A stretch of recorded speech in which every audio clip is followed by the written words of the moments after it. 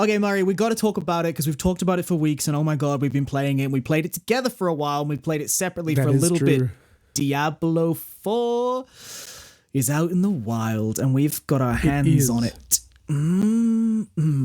These are facts. Yes. Speaking of facts, I asked you to tell me the number, and I've already forgotten. But what's your total playtime so far in the game?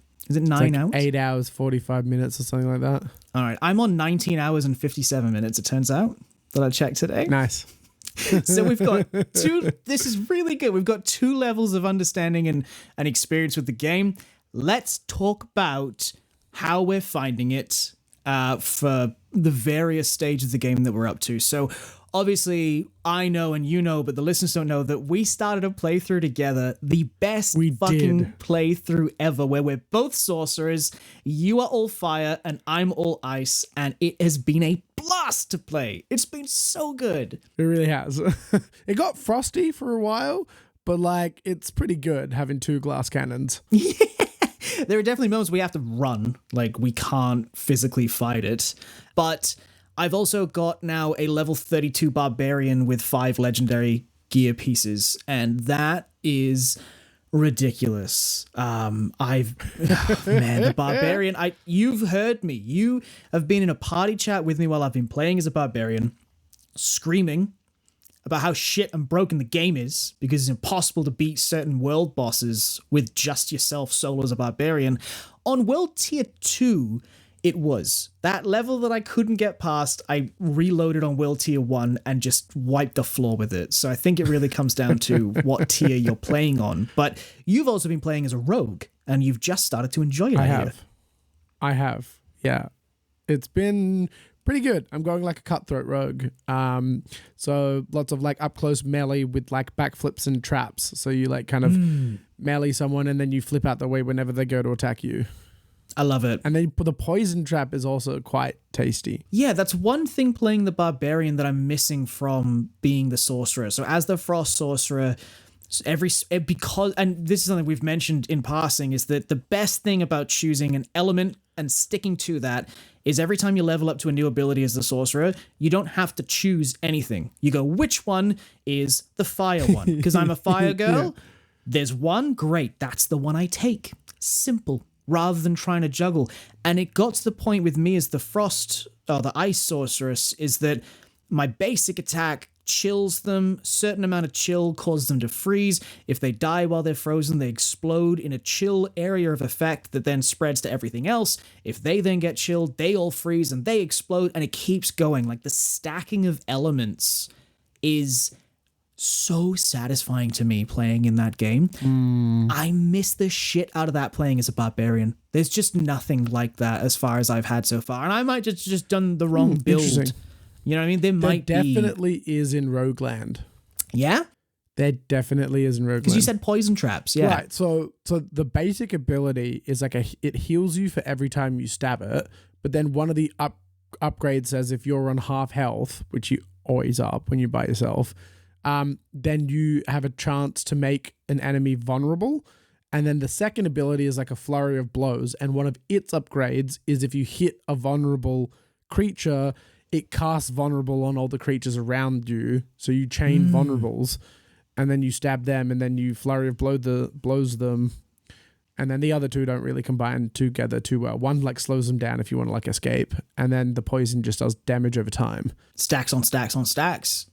That's what it's about. But if you just like, for any new player, if you're struggling, pick like an archetype of like damage or stat and just kind of stick to it. So if you're like, oh, one of my abilities makes someone vulnerable, then just pick every upgrade and thing that says vulnerable. Which I think is what we've stumbled into with our sorcerers, is they both do that naturally because all the abilities combine. One thing I would say, having played almost 20 hours now, don't be afraid to reshuffle your abilities. Absolutely. I have done it 3 or 4 times and I've lucked out at the moment because the barbarian skills that I ended up getting, it basically constantly makes me go berserk all the damn time. Everything gets amplified when I'm berserk, which is great. And then there's a weird hiccup with the whirlwind where I spin around in a circle with the axe, where if I hit elite enemies or enemies of a certain type, it refreshes my fury. So I hold down that axe, swing in a circle. If I hold it down for more than 2 seconds or cast it for more than 2 seconds, the damage goes up by 30%.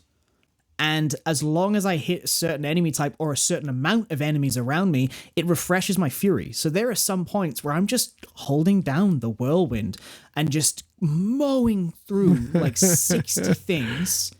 And it's so great. And then I'll use a leap to jump across like the fucking map to the next group of things, jump into a whirlwind, go into a rage, bash the ground. And it's I've almost got like a bit of a Hulk build at the moment, is the way that I'm looking at it, where I literally throw myself in a group of enemies, thrash all around myself, like rip the ground up and throw it. It's so good. And speaking of so good, something we both said we enjoy individually, we'll talk about it here as well. The game looks and sounds beautiful. It does. Oh my God. It really does. It's an absolutely gorgeous game. I think it's a lot of fun. It's weird. It's like, I don't know. I always feel this way when I play a Diablo game, but I am simultaneously really entertained and like super bored, and I can't explain why. But both of those feelings are really strong simultaneously whenever I play a Diablo game.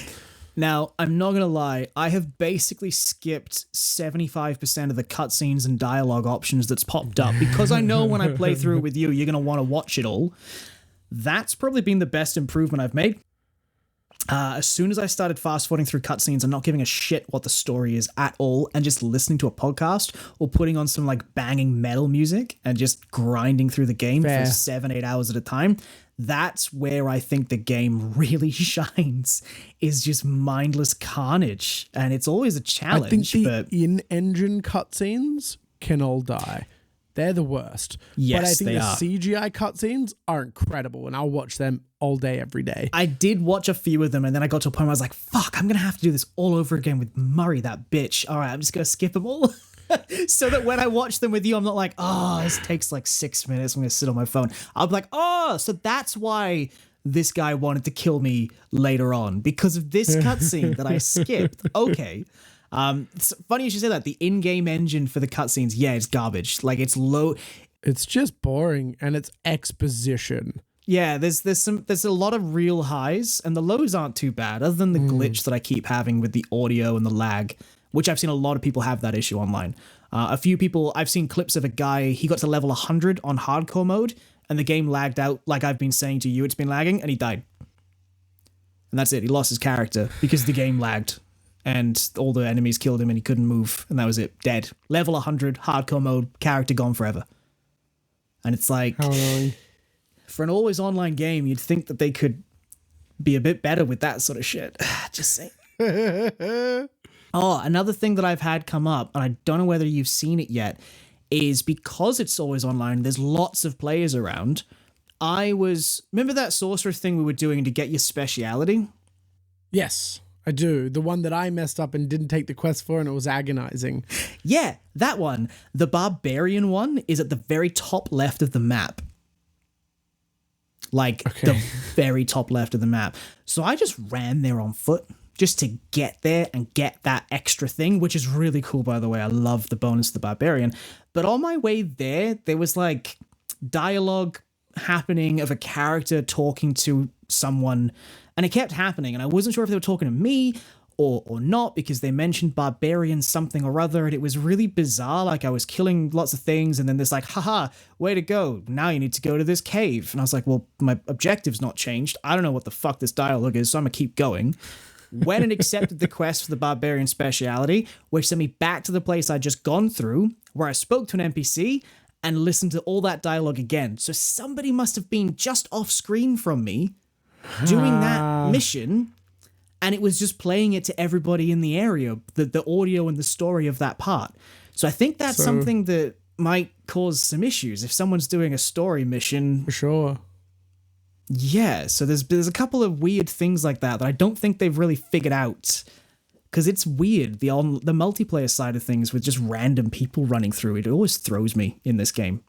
It's cool, but it's bizarre. I mean, yeah, I mean, I don't know. It to me feels like Destiny, and Destiny was like that. And there's something nice about just having people around, and like World Event pops up and just randos come in, smash the boss, and then leave. And you're like, sick, that was cool. Like, I get my 30 seconds of social, now you can all leave my game. Like, I think the cool thing about that, though, is how much it scales, because all of a sudden the boss is like, whoa, I'm not doing any damage to this. And then like a level 60 person walks on screen and starts attacking it. You're like, oh, that's why. They've made it tougher because now there's 2 of us. And, oh, no, there's actually 4 of us in this area all of a sudden, which is why I just stopped doing damage. But I will agree. It's nice being that person as well. Like when I went to the top left of the map, level 32, and then I had to come back to the starting point, and there's all these like level 9s and 10s, and I'm walking through and I see them taking on one of the bosses, and it's like, oh, let me just jump in here and drop my ultimate and summon all these ethereal beings to smash through all the enemies. And it's like, that felt pretty cool. I can imagine the player being sat there like, holy shit, who is this guy? Like, it's Welsh. That's who it is. All right. So far, let's give it some ratings. Out of 5 Murrays, how many Murrays do you rate it? 3.5 Murrays. Oh, wow. Okay, cool. And I will give it, you know what? It's week 1. The bugs and the gripes I have are gonna be patched out. That happens. I'm getting in there with a 4.5 out of 5 Welsh for this because I'm having a banger time, and I only think it's gonna get better. Don't get me wrong, I'm having an exceptionally fun time. But on the grade of Murray's, a 5 is a masterpiece. Like a 5 out of 5 is a Hall of Fame masterpiece. It's Tears of the Kingdom. It's like an Elden Ring. It's a Super Mario 64. You know, like, yeah, it's like you're like the Film Actors Guild's awards for games. I'm IGN. Is how this works. So it gives a grand total of 8 out of 10 for SoulHole as a whole, and I think that's a pretty fair score, judging from both of our numbers. Would you say? Yeah, for sure. Let's revisit the game when we get to endgame and see if our opinions have changed. I'm interested to see if you go up or I go down. I am excited to play more. Let me put it that way. I don't think about it as much as I think about Street Fighter 6, though. That game is dumb as hell, and I love it